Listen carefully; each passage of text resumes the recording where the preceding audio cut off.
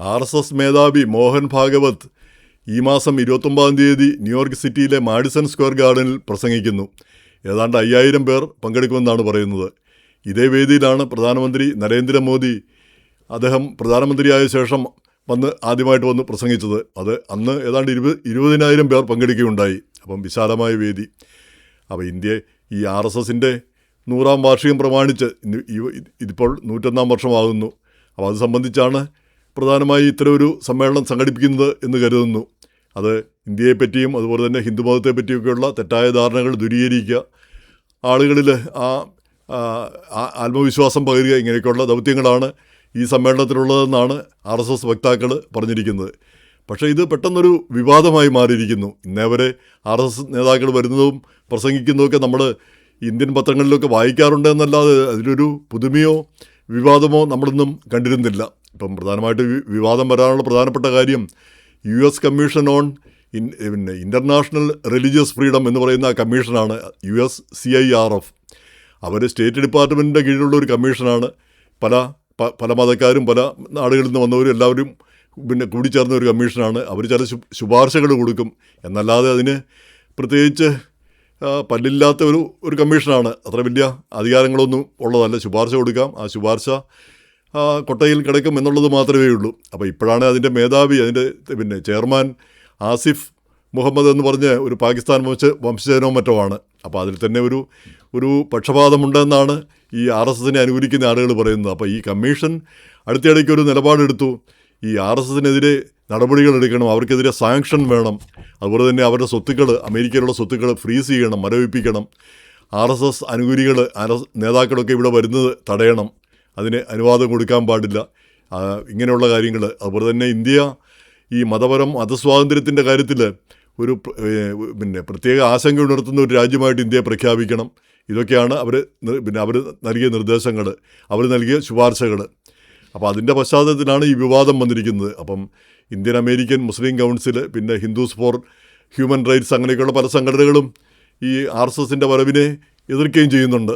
അവരുടെ ശക്തമായ നിലപാട്. അപ്പോൾ അത് ഈ കമ്മീഷന് യാതൊരു പ്രസക്തിയില്ലെന്നും ഈ കമ്മീഷൻ പറയുന്ന അടിസ്ഥാനരഹിതവും ഒരു ഇന്ത്യ വിരുദ്ധതയും ഹിന്ദു വിരുദ്ധതയും ഒക്കെയാണെന്നുമാണ് ഇന്ത്യ ഗവൺമെൻറ്റിൻ്റെ ഔദ്യോഗിക നിലപാട്. ഈ പറയുന്നതിൽ ഒന്നും അർത്ഥമില്ല, ഇത് വെറുതെ ഒരു വിവാദമുണ്ടാക്കിയാണ് എന്നാണ് പറയുന്നത്. എങ്ങനെയായാലും ഇന്ത്യയിൽ ഈ ക്രൈസ്തവർക്കെതിരെയും മുസ്ലിങ്ങൾക്കെതിരെയുള്ള ആക്രമണങ്ങൾ അവയാണ് ഈ കമ്മീഷൻ ചൂണ്ടിക്കാണിക്കുന്നത്. എന്ന് മാത്രമല്ല ഈ ഇന്ത്യയുടെ ചാരസംഘടന റിസർച്ച് ആൻഡ് അനാലിസിസ് വിങ്, അവർക്കെതിരെയും നടപടി വേണമെന്നാണ് കമ്മീഷൻ ആവശ്യപ്പെട്ടത്.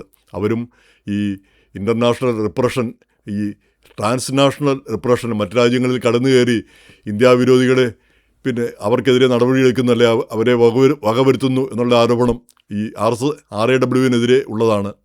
അപ്പോൾ അവർക്കെതിരെ നടപടിയെടുക്കണമെന്നാണ് കമ്മീഷൻ ശുപാർശ ചെയ്തത്. ആ കമ്മീഷൻ്റെ ശുപാർശകൾക്കൊന്നും പ്രത്യേകിച്ച് വലിയൊരു സാങ്കത്യമൊന്നും ഇല്ല എന്നുള്ളതാണ് വസ്തുത. എങ്ങനെയായിരുന്നാലും ഇത് പെട്ടെന്നൊരു വിവാദമായി എന്നുള്ളതാണ് ഏറ്റവും പ്രധാനപ്പെട്ട കാര്യം. അപ്പോൾ ആ വിവാദത്തിന് ശക്തിപ്പെടുത്തിക്കൊണ്ട് പിയേറ്റർ ഫ്രെഡറിച്ച് എന്ന് പറഞ്ഞൊരു ക്രിസ്ത്യൻ ആക്ടിവിസ്റ്റ് ഉണ്ട്, ക്രിസ്ത്യൻ അപ്പോളജിസ്റ്റ്. അദ്ദേഹം ഈ ക്രൈസ്തവർ ഏതെങ്കിലും പ്രതിഷേധ പ്രകടനമൊക്കെ നടത്തുമ്പോൾ അവിടെ വരാറുണ്ട്. ക്രൈസ്തവർ എവിടെയെങ്കിലുമൊക്കെ പീഡിപ്പിക്കപ്പെടുമ്പോൾ അതിൽ വലിയ ദുഃഖവും വേദനയും പ്രകടിപ്പിക്കുന്ന ഒരു വ്യക്തിയാണ് അദ്ദേഹം. അദ്ദേഹത്തെപ്പറ്റി അങ്ങനെ ആക്ഷേപകരമായിട്ട് പറയുകയല്ല.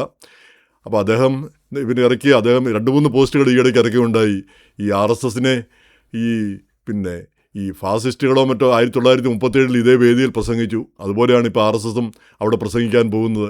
അപ്പോൾ അത് അനുവദിക്കരുതെന്നും പറഞ്ഞ് ഇതിൻ്റെ ഉടമ MSG, ഈ മാഡിസൺ സ്ക്വയർ ഗാർഡൻ്റെ ഉടമ ജിം ഡോളൻ, അത് സ്വകാര്യ വ്യക്തിയുടെ സ്വകാര്യ സ്വത്താണ്, അദ്ദേഹത്തിന് എഴുതി. എന്ന് മാത്രമല്ല ന്യൂയോർക്ക് സിറ്റി മേയർ മാംദാനി, അദ്ദേഹം RSSൻ്റെയും അതുപോലെ തന്നെ ഇസ്രായേലിൻ്റെയും ഒക്കെ ഒരു എതിരാളിയാണ്. ഈ പ്രധാനമന്ത്രി മോദിയൊക്കെ യുദ്ധക്കുറ്റവാളി എന്നൊക്കെ വിശേഷിപ്പിക്കാനായിട്ട് മടിക്കാത്ത ഒരു വ്യക്തിയാണ്. എന്തായാലും നെതന്യാഹുവിൻ്റെ കാര്യത്തിൽ നെതന്യാഹു ഇവിടെ വന്നു കഴിഞ്ഞാൽ അറസ്റ്റ് ചെയ്യും എന്നൊക്കെ വീമ്പിളക്കിയെങ്കിലും നെതന്യാഹു വന്നപ്പോഴൊന്നും ചെയ്യാനുള്ള കഴിവൊന്നുമില്ല, എനിക്കില്ല എന്ന് അദ്ദേഹം വ്യക്തമാക്കുകയും ചെയ്തു. എന്തായാലും അദ്ദേഹത്തിനെതിരെയൊക്കെ ഈ പിയേറ്റർ ഫ്രെഡറിച്ച് ശക്തമായിട്ട് നിലപാടെടുക്കണമെന്നും പറഞ്ഞ് ആവശ്യപ്പെട്ടിട്ടുണ്ട്. അതുപോലെ AOC ഇവരോടൊക്കെ എന്തെങ്കിലും ഒന്ന് പറഞ്ഞ് ഇതിനെതിരെ. പക്ഷേ ഇവരാരും മിണ്ടുന്നില്ല.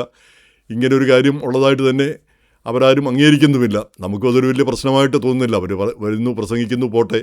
അതിൽ കൂടുതൽ ഇപ്പം പറഞ്ഞതിൽ കൂടുതൽ എന്തെങ്കിലും പുതുതായിട്ട് അവർ പറയുമെന്ന് നമുക്ക് കരുതാനുമാവില്ല. പക്ഷേ ഇതിനെ ഒരു വിവാദ വിഷയമാക്കി പെട്ടെന്ന് മാറ്റിയിരിക്കുന്നു. അതുപോലെ തന്നെ ഏതോ ഒരു സംഘടന ഒരു ട്രക്കിൽ ഈ RSS ആണ് മഹാത്മാഗാന്ധിയെ കൊന്നതെന്നും ഈ ഞങ്ങൾ ഇന്ത്യൻ അമേരിക്കക്കാരെ പ്രതിനിധീകരിക്കുന്ന സംഘടനയല്ല RSS എന്നും പറഞ്ഞ് ഒരു ട്രക്കിൽ ബോർഡ് ഒക്കെ ആയിട്ട് സഞ്ചരിക്കുന്നത് കണ്ടു. അതിൻ്റെ വീഡിയോയും ഈ പീറ്റർ ഫ്രെഡറിച്ച് പുറത്തിറക്കിയിട്ടുണ്ട്. അപ്പോൾ അതിന് അദ്ദേഹം ഈ പരിപാടി നടത്താൻ അനുവദിക്കരുതെന്നും പറഞ്ഞൊരു ഒപ്പുശേഖരണം നടത്തുന്നുണ്ട്. അത് ഏതാണ്ട് 1400 പേര് ഒപ്പിട്ടിട്ടുള്ളൂ.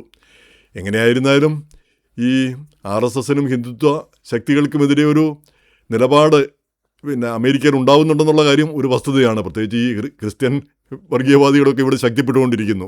അപ്പോൾ ക്രിസ്ത്യൻ വർഗീയവാദികൾ ശക്തിപ്പെടുമ്പം നമ്മളോർക്കും ക്രിസ്ത്യാനി ആയതുകൊണ്ട് നമുക്ക് പേടിക്കേണ്ടതില്ലെന്ന്. അങ്ങനെയല്ല. അത് അവർ ഈ ഏതെങ്കിലും മതം നോക്കിയൊന്നുമല്ല, ആളുകളുടെ നിറം നോക്കിയും അല്ലെങ്കിൽ എവിടെ നിന്ന് വന്നതെന്ന് നോക്കിയൊക്കെയാണ് അവരുടെ വർഗീയത. അപ്പോൾ അത് നമ്മൾ ഇന്ന മതക്കാരനായതുകൊണ്ട് നമുക്ക് പ്രത്യേകിച്ച് ആനുകൂല്യം കിട്ടുമെന്നൊന്നും ഒരിക്കലും കരുതേണ്ടതുമില്ല. എങ്ങനെയായിരുന്നാലും RSSനെതിരെ ഒരു നിലപാട് ഉയർന്നിരിക്കുന്നു ഹിന്ദുത്വ ശക്തികൾക്കെതിരെ. അത് പണ്ട് കാലത്തൊന്നും ഇല്ലാതിരുന്നാണ്. ഈ ഹിന്ദുത്വ സംഘടനകളുടെയൊക്കെ വെബ്സൈറ്റുകളൊക്കെ പോയി നോക്കിയാൽ മതി അവർ ഏതെല്ലാം തരത്തിലുള്ള കാര്യങ്ങളാണ് മറ്റു മതങ്ങളെപ്പറ്റിയൊക്കെ പറയുന്നതെന്ന് അതിൽ നിന്ന് വളരെ വ്യക്തമാകും. പക്ഷേ എന്തായാലും ആ നിലപാടുകളിലൊരു ഒരു മാറ്റം വരുത്താൻ ഈ സംഘടനകളൊക്കെ ഈ ശക്തിപ്പെടുന്ന വർഗീയവാദവും അതുപോലെ തന്നെ ആ ഇന്ത്യക്കാരോടുള്ള വിരോധം. അപ്പോൾ അത് ഇന്ത്യക്കാരോടുള്ള വിരോധം ശക്തിപ്പെടുമ്പോൾ അത് എല്ലാവർക്കും ഒരുപോലെ ബാധകമാണ്. അത് ഹിന്ദുവെന്നോ മുസ്ലിമെന്നോ ക്രിസ്ത്യാനിയെന്നോ നോക്കിയല്ല അവർ നമുക്കെതിരെ രംഗത്ത് വരുന്നത്. അപ്പോൾ എന്തായാലും ആ ഒരു വിദ്വേഷവും അതിനൊന്നും ഒരർത്ഥവുമില്ല. അതുണ്ടാകാൻ അമേരിക്കൻ മണ്ണിൽ ആ വിദ്വേഷത്തിനൊരു പ്രസക്തിയുമില്ല. ഇപ്പോൾ RSSനെതിരെ അത് വളരെ സേവന സംഘടനയാണെന്ന് പറയുന്നു. അവർ ഒരുപാട് സേവനങ്ങൾ ചെയ്യുന്നത് നമുക്കറിയുകയും ചെയ്യാം. എന്നാൽ ഈ മുസ്ലിങ്ങളും ഒരുപറ്റം ക്രിസ്ത്യാനികളും എതിർക്കുന്നതിൻ്റെ പ്രധാന കാരണം ഈ ഗുരുജി ഗോൾവൾക്കറുടെ അദ്ദേഹത്തിൻ്റെ പുസ്തകത്തിൽ പറയുന്നത് ഈ മുസ്ലിങ്ങളും ക്രിസ്ത്യാനികളും കമ്മ്യൂണിസ്റ്റുകളും ഒക്കെ ഇന്ത്യയുടെ ശത്രുക്കളാണ് എന്നുള്ള ആ ഒരു പരാമർശം, അതാണ് പ്രധാനമായിട്ടും എതിർപ്പിനുള്ള ഒരു കാരണമെന്നാണ് എനിക്ക് തോന്നിയിരിക്കുന്നത്. ആ പരാമർശം ഒഴിച്ചാൽ ഇത്രയധികം വിരോധത്തിൻ്റെ ആവശ്യമുണ്ടോ എന്നുള്ളത് ചിന്തിക്കേണ്ട ഒരു കാര്യവുമാണ്. അപ്പോൾ RSSകാർ പലരും ഇപ്പോഴുള്ളവർ പലരും പറയുന്നത് ഗോൾവൾക്കർ അന്ന് എന്നതുകൊണ്ട് അത് 1939 മറ്റോ പ്രസിദ്ധീകരിച്ച പുസ്തകത്തിലാണ്. അതൊരു വേദവാക്യമല്ല, അത് മാറ്റാൻ പാടില്ലാത്തൊരു വാക്യമൊന്നുമല്ല. അത് അന്നത്തെ നിലപാട് പറഞ്ഞു എന്നേ ഉള്ളൂ എന്നുള്ള രീതിയിൽ പറയാറുമുണ്ട്. എങ്ങനെയായിരുന്നാലും ഈ വിദ്വേഷവും വെറുപ്പും ഈ ആക്രമണവും ഇതിനെയൊന്നും നമ്മൾ അനുകൂലിക്കുന്നില്ല. ഇതൊന്നും ശരിയല്ല. പരിഷ്കൃത ലോകത്തിന് ഇതൊന്നും ശരിയായ കാര്യങ്ങളല്ല. നമ്മൾ സഹവർത്തിത്വത്തിലും സൗഹാർദ്ദത്തിലുമൊക്കെ ജീവിക്കുന്നതാണ് പ്രധാനപ്പെട്ട കാര്യം. പ്രത്യേകിച്ച് ഇന്ത്യൻ പൗരന്മാരെല്ലാവരും ആ ഐക്യത്തിലൂടെ നമ്മുടെ കണക്കാക്കാൻ കഴിഞ്ഞില്ലെങ്കിൽ പിന്നെ എന്താണ് നമ്മുടെ പൗരത്വത്തിന് അർത്ഥമിരിക്കുന്നത്? എന്തായാലും ഈ സമ്മേളനം നടക്കട്ടെ, അദ്ദേഹം വന്ന് പ്രസംഗിക്കട്ടെ. അദ്ദേഹം എന്താണ് പ്രസംഗിക്കുന്നത് നമുക്ക് കേൾക്കാം.